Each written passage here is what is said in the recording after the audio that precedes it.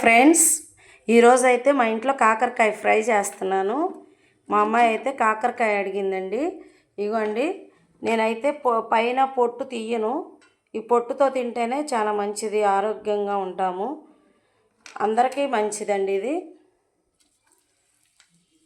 అందుకని నేను ఒక 1/2 కేజీ పైనే తీసుకున్నానండి. ఫ్రై చాలా టేస్ట్గా ఉంటుంది. తయారు చేసే విధానం చూపిస్తాను. ఈరోజు అండి మా ఇంట్లో మునగాకు కారం అండి. చాలా మంచిది ఇది. షుగర్ పేషెంట్లు అందరు తినొచ్చు, చాలా టేస్ట్గా ఉంది. ఈరోజు వేడిగా ఊతప్పాలు వేసానండి టిఫిన్. ఈరోజు ఊతప్పంలోకి మునగాకు కారం అండి. ఎంత బాగుందో. దీనిలోకి ఏమేమి కావాలంటే ఒక 4 స్పూన్లు ధనియాలు, ఒక 2 స్పూన్లు మినప్పప్పు, ఒక 1/2 స్పూను మెంతులు, ఒక స్పూను పచ్చిపప్పు వేసి చక్కగా డ్రై చేసుకొని, ఒక 4 స్పూన్లు జీలకర్ర ఎంత తిన్నా మంచిదేనండి. ఒక 20 ఎండుమిర్చి వేసి మంచిగా కారము మునగాకు కూడా మూట కట్టి ఆ కొమ్మలన్నీ రాలగొట్టేసి ఆకు తీసి డివైడ్ చేసుకొని చక్కగా మునగాకు కూడా ఆయిల్లో డీప్ ఫ్రై చేసుకొని, అంటే బాగా ఆయిల్ కాదు, కళాయిలో వేసుకొని ఒక 2 స్పూన్లు ఆయిల్ వేసుకొని వేడి చేసి ఈ విధానంతో కారం తయారు చేశానండి.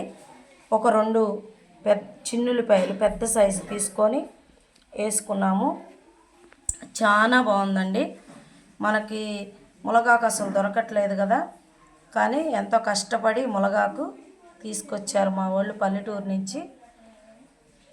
కారం తయారు చేశాను. కంప్లీట్గా అయిపోయిందండి. కాకరకాయ ఏగిపోయింది, కారం గడ వేసేసుకున్నాము. కరెంటు పోయింది, అందుకని నేను చేయాలనుకున్నట్టుగా లేదు కరెంటు.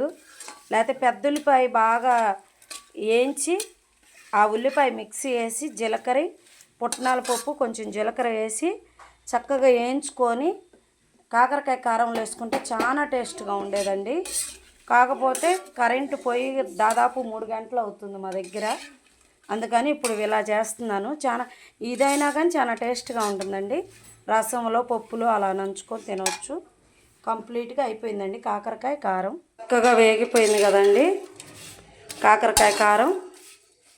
స్టవ్ కూడా ఆపేసుకున్నాము. లైక్ చేయండి, షేర్ చేయండి, సబ్స్క్రైబర్ చేయండి ప్లీజ్.